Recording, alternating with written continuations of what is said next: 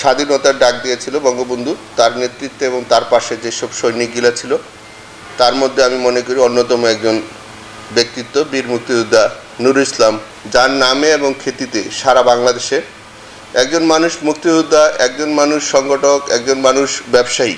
কারণ বাংলাদেশের মধ্যে হাতে গোনা কয়েকজন ব্যবসায়ীর মধ্যে একেবারে যিনি মাঠ পর্যায় থেকে শুরু করে ব্যবসা সৃষ্টি করেছেন এবং ব্যবসা বাস্তবায়নে রূপ দিয়েছেন, তার মাধ্যমে সে প্রথমে আমাদের যে আমরা ছোট থেকে দেখেছি গাজীপুরে উনি প্রথম ইন্ডাস্ট্রি করেছে।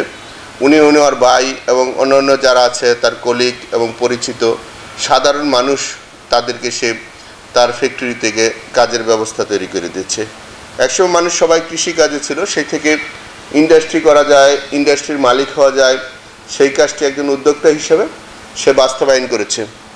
একজন মানুষ যিনি দেশ স্বাধীন করেছে, বীর মুক্তিযোদ্ধা ছিল, সে অন্য কোনো কাজ না করেও কিন্তু তার জীবন যাপন করতে পারতেন।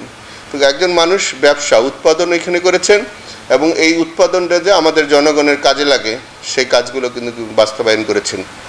একদিকে অর্থনীতির যুদ্ধটা, একদিকে রাজনৈতিকভাবে যুদ্ধটা, একভাবে মানুষকে মানুষ হিসাবে উপকার করা, সেই কাজটা নুরুল ইসলাম বাবুল সাহেব করেছেন।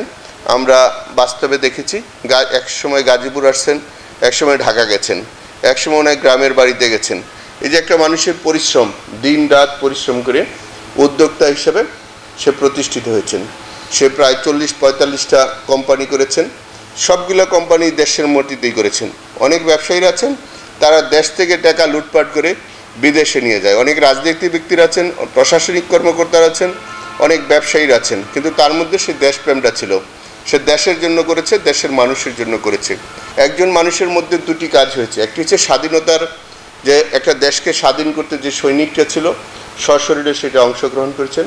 দ্বিতীয়ত যে অর্থনৈতিক একটা মুক্তি মানুষের জন্য, সেই কাজটি উনি করেছেন, মানুষের মধ্যে অর্থনৈতিক মুক্তিটা দিয়েছেন, কর্মসংস্থান তৈরি করে মানুষকে কাজের মধ্যে দিয়েছেন। আমি মনে করি তার মতো একজন মহৎ মানুষ দেশের জন্য এবং জাতির জন্য খুবই প্রয়োজন ছিল।